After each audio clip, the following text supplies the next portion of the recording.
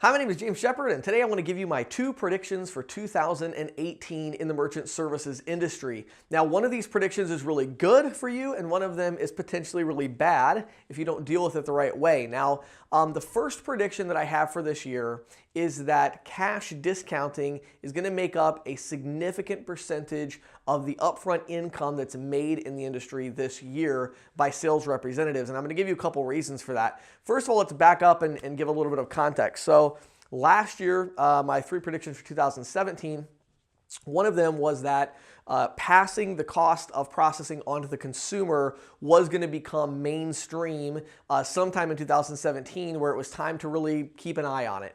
And if you remember, my advice back then was not really to start selling it necessarily, but just keep an eye on it. Stuff's happening with it. And the way you can usually tell in our industry is just like, free terminal placement a long time ago. There was one processor that did that everybody was like, that's just a crazy little ISO, that's stupid. And then, of course, it caught on and it was a big thing for a long time. And I think cash discounting last year was the same way. It was a lot of these small little companies that were doing it. And, I was keeping an eye on it, but a lot of these smaller companies, they weren't doing it correctly. It wasn't compliant. And then, of course, by the end of 2017, a lot of the mega ISOs were adopting it already. And now it's pretty much a mainstream thing. So this is the year that you definitely want to go all in on cash discounting. But I want to kind of talk about why you should and also kind of why you shouldn't. In other words, there's still a huge market for regular processing out there. But I want to talk to you a little bit about this. So first of all, why is it it's going to make up so much of the upfront income?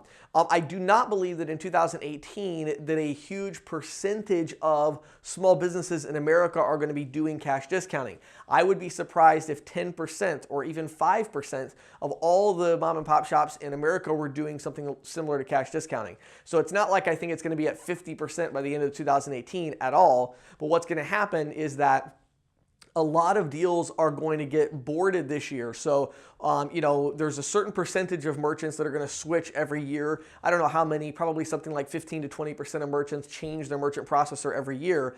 And so a lot of those are going to be cash discounting, a certain percentage of those. And the thing is, the cash discounting deals are going to pay a lot more money in upfront bonus money because of the leases on the terminals. And so a lot more money is going to be made from that. And then, of course, a lot of residual is going to be made because the accounts are so much more profitable. So there's a couple reasons you should take cash discounting seriously. Number one, if you don't take it seriously, somebody else in your market this year is going to start taking it seriously. And secondly, if they take your accounts, there is absolutely no way for you to get that account back. There's just no way. It is absolutely not going to happen. If somebody is doing the cash discounting the right way, and they're doing it where it's end of month billing, not with this daily discount crap, but where they're actually holding the money in escrow, paying the interchange on behalf of the merchant, where the merchant statement only shows the fees for the cash discounting, monthly fees, the lease or terminal rental or whatever it is, there should only be a few fees. So somebody processing $20,000 a month in volume on a recent one I was just working on for a processor, the total fees for the month was $88. And $88 is the only thing that even showed up on the statement. Nothing else even shows up there because they're doing a cash discount. They're holding the funds in escrow to pay the interchange on behalf of the merchant.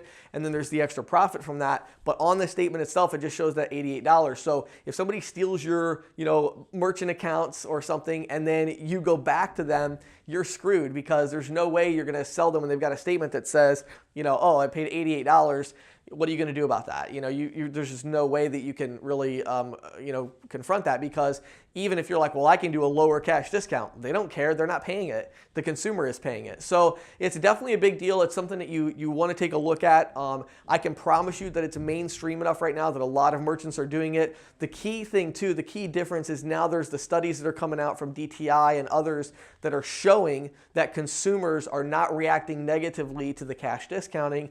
And that was really the only reason that all the mom and pop shops weren't doing it in the first place, is they were all afraid they're going to lose their customers. So my first prediction for 2018 is that a big percentage of the upfront money made this year is going to be made in cash discounting, and that's because most of the top reps out in the industry are already realizing that, wow, I can do cash discounting and I can make, 200 basis points of markup plus $1,500 up front on leasing a Deja Vu terminal or something like that. And so there's a huge opportunity to make money there. So take advantage of the opportunity to do this, because you're not taking advantage of the merchant. You're still saving them tons of money. You can do a $59 a month lease on a cash discount deal and get 200 basis points of markup, and there's just no reason not to do that.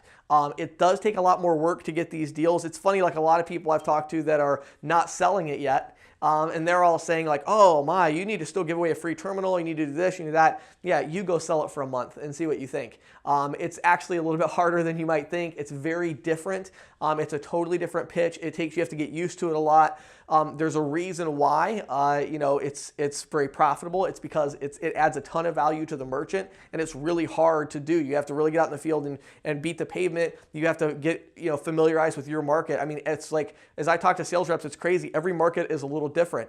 In my market, pizza shops and auto repair places are doing it quite a bit, but other restaurants are not.